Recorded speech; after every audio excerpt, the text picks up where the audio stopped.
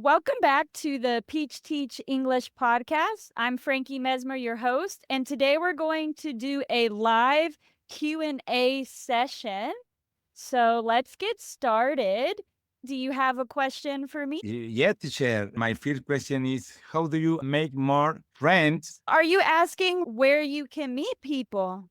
Yeah. This is going to depend on where you live. So if you live in an English speaking country, you really have no excuse to not make friends, right? You can join like some organizations around you.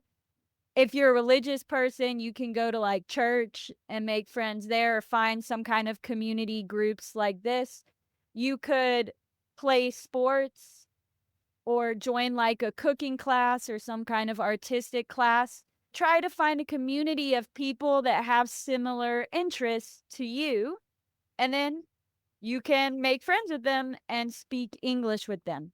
But if you don't live in an English speaking country, this is probably much more difficult. You can look for similar communities that I just mentioned, but online. For example, some people like listening to music, they might like reading books. So you could join like an online book club and make friends and speak to people like that. So you could find some online community groups or clubs to make friends. There's also some apps for this called Hello Talk and Tandem. I have used Hello Talk and I still keep in contact with some of those language partners today for French or Turkish. You do have to be a little careful. Some people are just looking for a boyfriend or a girlfriend. Ignore those people.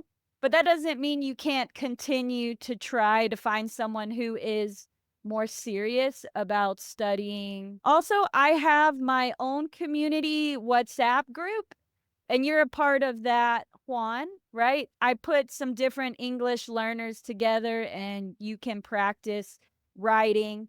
And if people want to, you can get on a video call and practice together. Every Friday at night, I speak with a lot of people who want to speak in English. It's like a conversation club. We are a lot of friends, my husband friends, to be honest. But we can speak only in English. We cannot speak in Spanish because it's not allowed, because the idea is practice a lot in that environment. I didn't know. That's really cool, Angie. It's on site. We can say on site, but it's more for your job. Like I'm on site, like I'm in the office or the construction site, something like It's better to say in person. in person or face to face. Face to face. Okay. So Okay, nice. Yeah, and that's another good way, right? Like conversation clubs, language exchange groups. Like sometimes you can use Facebook to try to find these events and see what's going on in your community. You can search language exchange in my city, and you might find some face to face activities that you can engage in. Please, what does it mean to speak English friendly? I love this question, and I don't think there's like a perfect definition. Each person can define this according to their point of view. Fluency does not mean you never make a mistake. It doesn't mean you don't have an accent. And it doesn't mean you always understand everything. In my point of view, fluency means that you are able to communicate easily and smoothly and efficiently to understand and get your point across. When you are having a conversation with someone, you have very little difficulty understanding what they say. And if you don't understand, you have the tools to naturally ask them to explain to you. And if you can communicate and understand, then you are fluent. Please tell us some practical tips to improve. My top tips for improving your fluency, number one is actually having conversations with people. You need to try to interact with the language. Number 2, don't try to be perfect. It's okay to make mistakes. Be honest. If you don't understand, say you don't understand. Ask them to speak more slowly or repeat. And you need to consume English regularly. So read it, listen to it. Writing can help a lot too because it helps you organize your ideas. And you can use English learning materials. This is especially important when you're a beginner.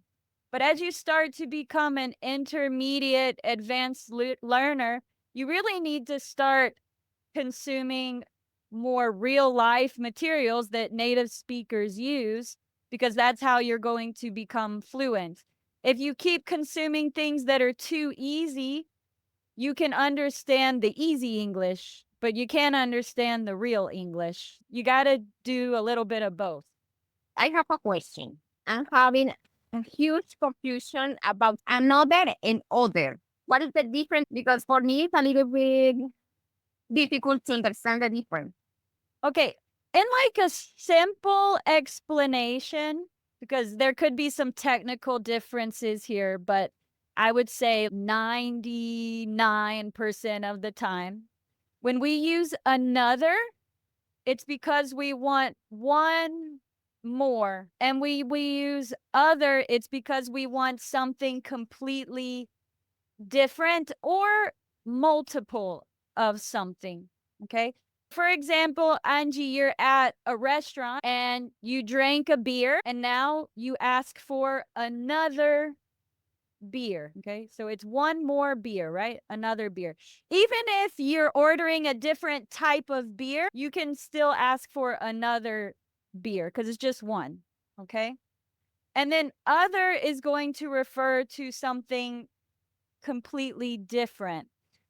Can you think of a time you tried to use this, Angie? Yeah, in my job, and we have to schedule two shifts from different hours. I don't know if I have to use another or other. In this case, it's other. For example, if we're talking about shift, right?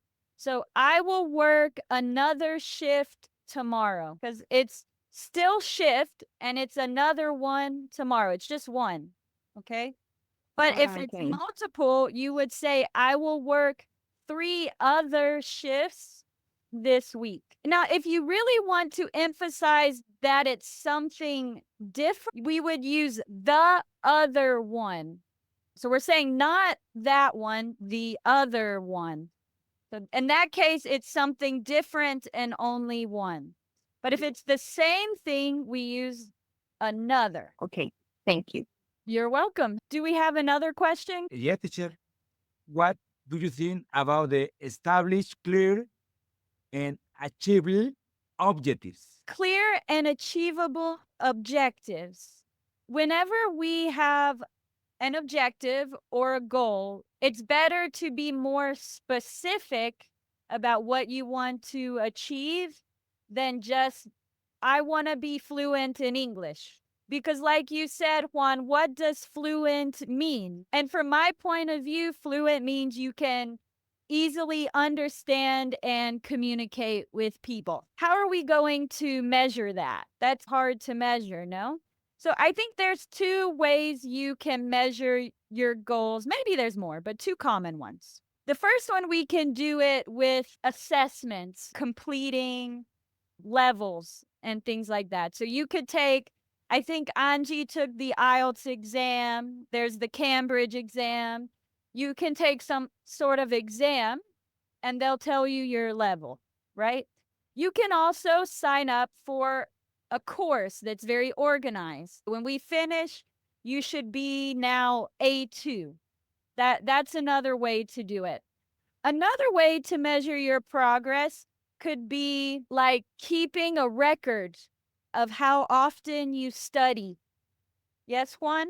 Maybe they say to get to the next level, it could take 100 to 200 hours to go from A2 to B1.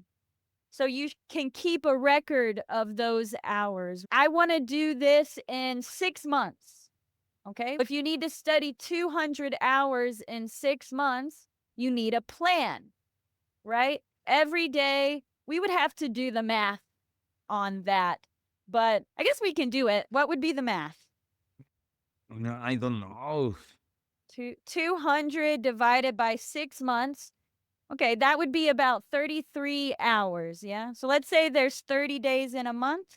If you study 1 or 2 hours a day, you should be able to go from A2 to B1 in 6 months.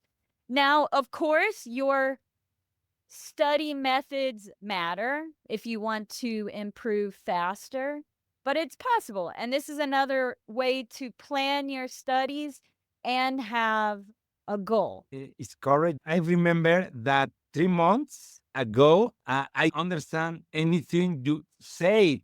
I remember. Nothing. Yeah, 3 months ago.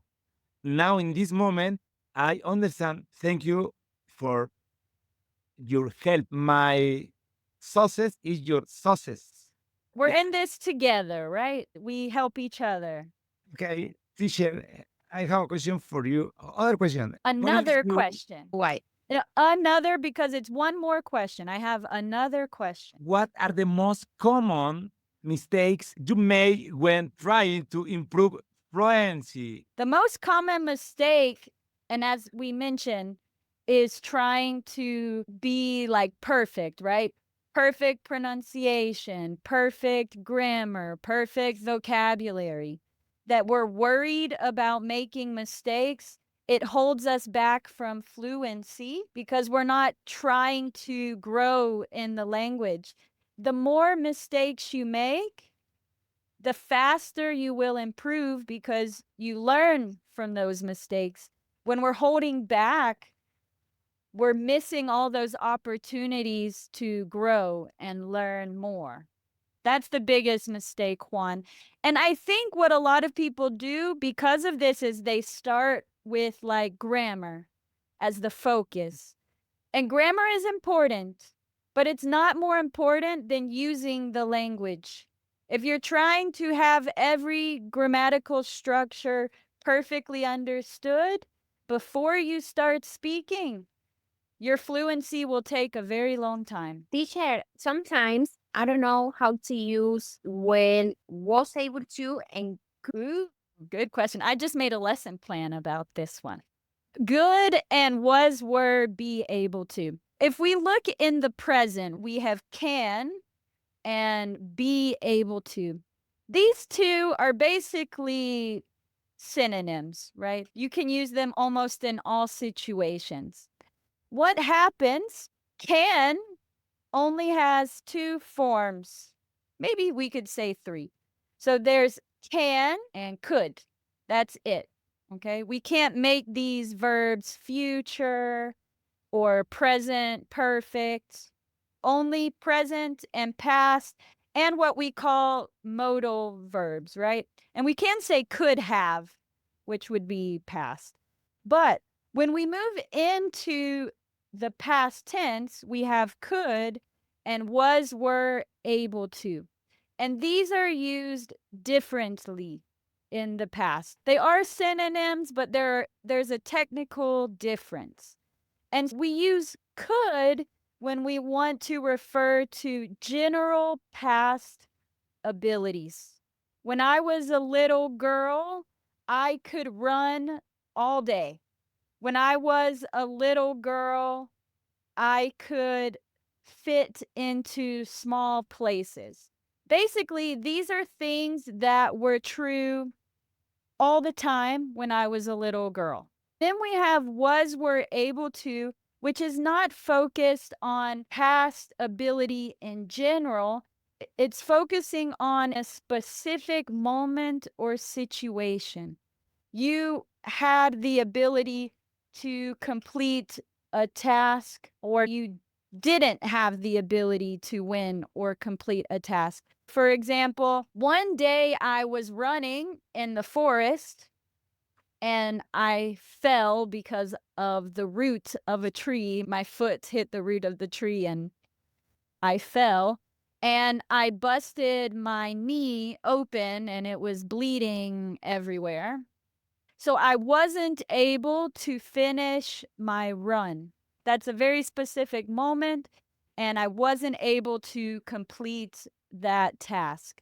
Another example like this, when I was in school, I had a lot of difficulty with my science classes. So let's say I needed to study very hard for a chemistry test. I studied for my chemistry test for 2 weeks very hard, and I was able to pass my exam. In that very moment, I achieved that task. I was able to pass, and that's the difference. Do you have any recommendation for exercise or resources that help you become more fluent? There are some great options out there. When it comes to listening, one of my favorite is podcasts. I can recommend a few podcasts. One of them is the BBC 6 Minute podcast. This is really good if you're a beginner because it's only 6 minutes. So you don't have to listen for so long and you can repeat. Okay. Another one that I really like, and I recommended it to Angie probably about a year ago, is the Coolips podcast. Are you listening to that, Angie? Yeah, I really like it because I think it's very easy to understand the thing that he said. It's very, what is the word for that? Speak slowly. Not slowly, but Clearly? clearly. Yeah. My wife started listening to one called Slow English. Sometimes I'm working and I hear her in the kitchen. This is slow English. Yeah. And speak it low, I think. Yeah, they speak very slow, but it's good when you're a beginner because it's hard Yeah. if they're speaking too fast. I don't know if it's called the Slow English Podcast. I'll have to check, but that's what I hear. This is the Slow English Podcast. And of course, I have my own podcast, the Peach Teach English podcast, which this will go on that. It's on Spotify, Apple Podcasts, YouTube, and Substack. So those are some options for listening, and that's only podcasts. How do you guys like to practice listening? For me, watching series in English, because I put the subtitles in English and also the audio, and I can practice a lot. I think series are really good for training your ear to overall comprehension. Obviously, it depends on the series because some series are more difficult than others. But Friends, for example, I think it's a easy series when you can practice. Yeah, Friends is really good. People like How I Met Your Mother, Modern Family. I really liked The Bold Type. If you guys want to try that one, it's about three young girls that are best friends. It's a funny show, The Bold Type. But yeah, series are really good. And if you like movies, they can be good too. I just always like to say these are usually longer. So if you want to really focus on studying, it might be better to use shorter audios, videos, or short podcasts. But if it's more passive listening, you still need to be actively listening. But what I mean is, it's more like you're just trying to comprehend the overall idea of the story and the message. And both of these types of listening are important because when we're having conversations with people, or if you're in a work meeting, or you're studying at a school, they're not going to repeat everything for you. They're not going to speak more slowly. You just got to understand the best you can. So you need to do this type of practice too. What about you, Juan? How do you like to practice listening? Imagine, what do you think about talking yourself or repeating in front of a mirror? Oh, I think talking to yourself is a great way to become more comfortable speaking the language.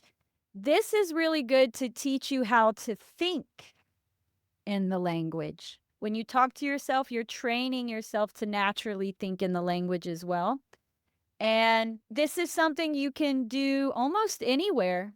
So it's very helpful. The only downside of this is when you're a learner, you don't know if you're doing it correctly. So you might be talking to yourself, and I think you should do it, but you probably also need someone who has more experience to guide you to make sure you learn more vocabulary, your structures are correct. But going back to what I said, you don't need to let that stop you, right? You need to still try to talk and communicate even if you're making mistakes. I think it's a good method, one. You can also just do it in your head. You don't actually have to say it out loud, right? You're still teaching yourself to think in the language. One time during COVID, I was drinking a beer on my roof and I was alone. I was there for about 5 minutes. And then I asked myself, why are you talking to yourself or thinking in Spanish? You can think Okay. you can think in English right now. Why are you thinking in Spanish? I did this for 5 minutes and I didn't even realize it. And then I started thinking in English. As you become more fluent, your brain will do this because it's not difficult for your brain to think in the language. The more fluent you are, the more natural it is for you to think in the language. Yeah. Okay. Teacher, how can I think in English? Good question. What we were just talking about is actually my top tip.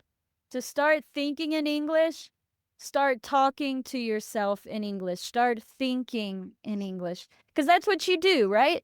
During your day, instead of thinking, tengo hambre, think, I'm hungry. Start to train yourself to think what you feel, what you hear in English. In the beginning, this might be a little difficult. You'll be translating, but the more you do it, the more it becomes natural for your brain to just think in the language. Another way is don't try to translate everything. Read and try to understand in English. Listen, try to understand in English. Use the context.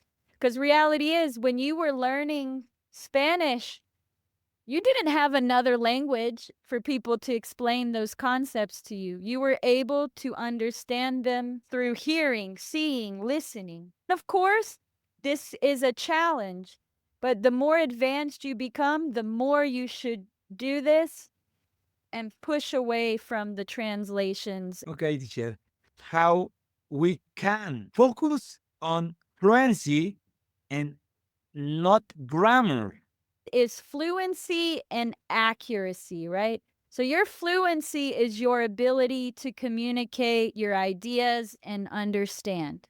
Okay. Okay. And accuracy is your ability to communicate your ideas grammatically correct. The fluency is more about the vocabulary. Are your ideas coherent? And then the accuracy is going to be more on perfecting that pronunciation and the grammar structures. And the reason I would say focus on fluency is because when you're focusing on fluency, you can see your mistake and then you can correct them with the accuracy. So when you're talking, your teacher or your friend can correct you and then you go, I need to study this topic. I don't understand this topic. That would be my best advice there. I think there are many beautiful words that we can use. Technical words don't necessary. I wouldn't say it's not necessary. Now, when we say technical words, this sounds more like for your profession. Angie's a nurse, you're a programmer, right? Angie might use some medical expressions that even in Spanish that maybe native speakers don't understand because they're not in her group. The same thing you, Juan, right? With programmers. This is completely foreign for me. Maybe you talk about some of these things even in my native language and I need more explanation. But that does not mean I'm not fluent in English, right? That just means I lack programming knowledge. But I have the English skills to say, Juan, I don't know what that is. Can you explain it to me? And maybe it's a little complex, but my English won't be the problem in understanding. If you give me a good explanation, I will be able to understand more about programming. So that's the idea of fluency. It's not knowing every technical term or vocabulary word, it's the ability to understand it through learning, through conversation. Excellent, your information. How can we concentrate on fluency and know we in grammar? I don't want to say never concentrate on grammar. I think grammar is how we can communicate our ideas more accurately. Grammar is important, and I think we should all study it. But we shouldn't be obsessed with it because that's what holds us back from talking because we're worried we're going to make a grammatical mistake. So study grammar, but also make sure you're using it in conversations and writing. Don't learn how to just fill in the blanks. Learn how to use it in telling a story, or maybe you can write a language partner or have a class and really try to use that language, In your class. like right here. Thank you, teacher. Any final question? What do you think about signing sound in English? Great question. I'm going to tell a little story here. When I first started learning Spanish, I could not roll my R's, that sound, okay? Could not do it. For 2 years, never. I could not produce the sound. And it was very frustrating because I know the sound is different, but my mouth can't produce that sound. I loved Latin music, and I was singing a song by Jesse Joy, which is a Mexican group. And Yes. one day when I was singing the song, I rolled my R's. It happened. I don't know how, but I think it's because I was not focused creating the sound. I was just focused on singing. And the funniest part is I didn't need to roll my R's in that song. But there were two sounds really close together, and they were close together enough that it made me roll my R's. And then I stopped and I did it again. Songs really can help you with pronunciation. Actually, sometimes you can hear a British person singing in English and they don't even sound British because there's just something so natural about music and singing. It almost like your accent is not so obvious and it's just focusing on the melody of the language. Another thing that happened to me with music when I first came to Colombia, I was in Cali and I was staying with a family and I had met some of their friends and they heard me singing and they said, Frankie, your accent is not so strong when you sing. Again, because we're focusing on the melody, we're hearing the sounds. I'm trying to sing like the native speaker. And so my accent was reduced. So music is really good for this. It's just good for listening, growing your vocabulary. I don't think only listening to music is going to make you fluent, but it's a great addition to your studies and it's really good for memory.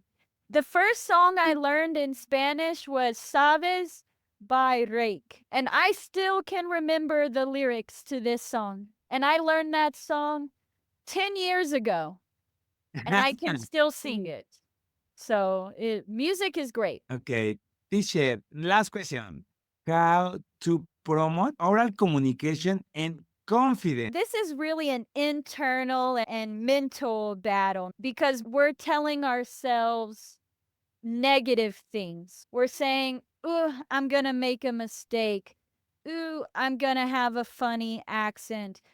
What is that person going to think about my accent? What's that person going to think about my English? So we have to take these negative thoughts and emotions and throw them in the trash because you'll make a mistake.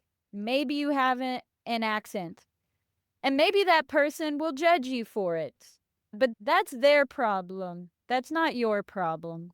What you need to do is say, I want to learn this language and believe in yourself. I can communicate. And if they don't understand me, I have the tools to communicate. Try again. Tell them I don't understand. Can you speak more slowly? But we can't be ashamed of our grammar and accents and what other people will think. That holds us back. You recommend that listening and repeat it's a useful tool? Oh, yes, to build your listening, especially when you're a beginner and you don't understand, you need to repeat. What do little kids do? They sing the same songs 20 times.